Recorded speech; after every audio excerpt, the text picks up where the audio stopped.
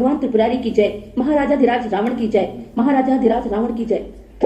महारानी, आज महादेव शंकर के मंदिर में महाराजाधिराज रावण ने 10वां उत्सव मनाया। आपने राजाधिराज रावण की जय नहीं बोली। महाराजाधिराज राम की जय, महाराजाधिराज राम की जय। आपको पाने के लिए महाराज ने भगवान शंकर के मंदिर में 10 उत्सव किए। आपने 10 बार क्या, एक बार भी महाराज रावण की जय नहीं कही। ऐसे श्री राम की शोभा की, ऐसे श्री राम की जय, एक बार नहीं 10 बार जय। आप जानती हैं इस हट का क्या परिणाम होगा? मैं उस परिणाम के लिए बिल्कुल व्याकुल हूं बहन। यदि शरीर से श्री राम के दर्शन न कर सकूं तो प्राण से ही उनके समीप पहुंच सकूं। महाराज श्री राम से जाकर कौन कहे कि तुम अभी तक नहीं आए और सीता तुम्हारे विरह में महारानी, महाराज रावण इधर ही आ रहे हैं। विचित्रा, तू बाहर जाकर महाराज का स्वागत कर। जी बहुत अच्छा। महारानी, आप सिसकियां क्यों भर रही हैं? आज तो उत्सव का दिन है। महाराज रावण ने आज भगवान शंकर की पूजा कर स्वयं वेद पाठ किया और पूजा करने के पूर्व महाराज ने आज्ञा दी थी कि आज महारानी सीता का श्रृंगार हो। जिसके हृदय में राम है उसको श्रृंगार की आवश्यकता नहीं। राम का स्मरण करते हुए आप थकती नहीं। आज आप इस नाम को भूल जाए। इस समय महाराज रावण का नाम सबसे ऊंचा है। उफ, आज महाराज की कितनी भव्य मूर्ति थी। मस्तक पर त्रिपुंड, बाहों में कितनी कमनीयता, जैसे यज्ञ के धुएं की काली रेखाएं हों। नेत्र यज्ञ के धुएं से कुछ कुछ लाल थे। हाथ में चंद्रहास तलवार थी। क्यों चित्रा? और जब उन्होंने चंद्रहास से अपना मस्तक काटकर भगवान शंकर के सामने अर्पण किया तो उनके कटे हुए सिर के मुख पर कितनी मधुर मुस्कान थी। और चित्रा, कितने आश्चर्य से हम लोगों ने देखा कि कटे हुए मस्तक के नीचे से दूसरा सिर फिर से महाराज के गले पर सुसज्जित हो गया है। ये प्रताप भगवान शंकर का है, क्यों सौदामिनी? महाराज की भक्ति का नहीं। वे इतने बड़े भक्त हैं, ये तो संसार जानता है। जब उन्होंने एक बार शंभु सहित सफेद कैलाश पर्वत उठाया तो ऐसे मालूम हुआ जैसे आकाश रूपी नीले सरोवर में महाराज के हाथ रूपी कमल पर हंस शोभायान हो रहा है। बिना ऊंची भक्ति के भला भक्त भगवान शंभु को कैलाश पर्वत सहित उठा सकता है?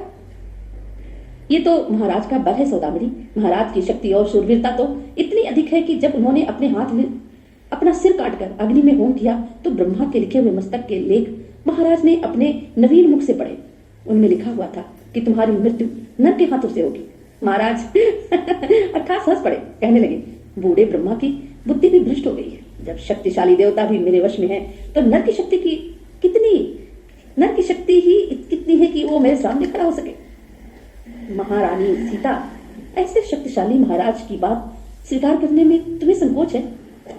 बड़े से बड़ा जुगनू भी चंद्रमा की समानता नहीं कर सकता। मैं महाराज राम के अतिरिक्त किसी और का नाम नहीं सुनना चाहती। महारानी सावधान, ऐसा हठ मैंने अपने जीवन में पहली बार देखा है। देव कन्या, यक्ष कन्या, गंधर्व कन्या, नर कन्या, नाग कन्या, ऐसी कितनी ही सुंदरियों ने महाराज के बाहुबल पर मोहित होकर आत्मसमर्पण कर दिया है, किंतु आपने? महारानी सीता, महाराज की आज्ञा अनुसार आप अपना श्रृंगार करें। महाराज आने ही वाले हैं। क्या महारानी मंदोदरी के श्रृंगार से तुम्हारे महाराज रावण को संतोष नहीं हुआ? अपनी महारानी के श्रृंगार को छोड़ो। जो दृष्टि परनारी के श्रृंगार की ओर जाती है वो दृष्टि तुम्हारे महाराज ने आग में होम नहीं की। बेचारी मंदोदरी। महाराज की जय हो, महाराज की जय हो, महाराज की जय हो। राजाधिराज और महादेवी की सेवा में प्रणाम स्वीकृत हो। राजाधिराज और महादेवी की सेवा में प्रणाम स्वीकृत हो। राजाधिराज और महादेवी की सेवा में प्रणाम स्वीकृत हो।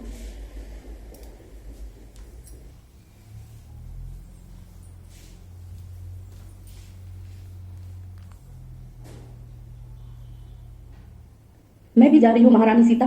पतिदेव रुष्ट हो गए। ये त्रिजटा दासी तुम्हारे समीप रहेगी। एक मास और 11 रुद्रों की साक्षी। क्यों नहीं आज उस दुष्ट ने मुझे इस विरह दुख से मुक्त कर दिया? 1 मास और कैसे सहूं?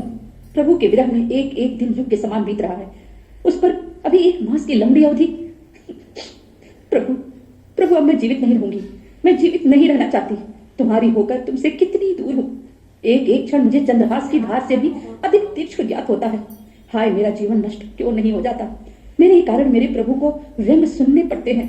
संसार देख रहा है कि मैं प्रभु की हूँ और प्रभु अभी तक नहीं आए। मैं कितनी अभागिनी हूँ। महारानी, आप दुख न करें। आपकी सेवा के लिए मैं तैयार हूँ। मैं त्रिजटा हूँ, आपकी आज्ञाकारिणी सेविका। त्रिजटा, तुम मेरी सेवा करोगी तो यही सेवा करो कि लकड़ियां लाकर मेरे लिए चिता बना दो और उसमें आग लगा दो। अब प्रभु राम का ये विरह मुझसे सहन नहीं होता। राम के विरह की ज्वाला से चिता की ज्वाला शीतल होगी। मैं कहां तक दुष्ट रावण के दुर्वचन को सुनूं? मैं प्रभु राम के शत्रु को अपनी आंखों के सामने कैसे देखूं? मेरे प्रेम को सार्थक करो और मुझे चिता में जल जाने दो। मैं अपने हृदय की वेदना कैसे कहूं? महारानी, आप इतनी दुखी ना, आप दुखी क्यों होती हैं? प्रभु राम आपका उद्धार अवश्य करेंगे। क्या कहा? क्या कहा? फिर से कहो देवी, फिर से कहो। प्रभु राम, प्रभु राम। हाँ हाँ, प्रभु राम आपका उद्धार अवश्य करेंगे। आप ही ने तो कहा था कि प्रभु राम के बाण। हाँ हाँ, कहती जाओ देवी, कहती जाओ। मैं प्रभु की राम की बात सुनना चाहती हूँ। यही तो आपने कहा था कि भगवान राम के बाण जब रावण के सिरों को काटकर भगवान के निशंग में प्रवेश करेंगे तो महात्मा लक्ष्मण उनसे पूछेंगे कि अन्यायी के रक्त का स्वाद कैसा है। किंतु किंतु ये सब कब होगा देवी त्रिजटा? भगवान राम की कृपा होने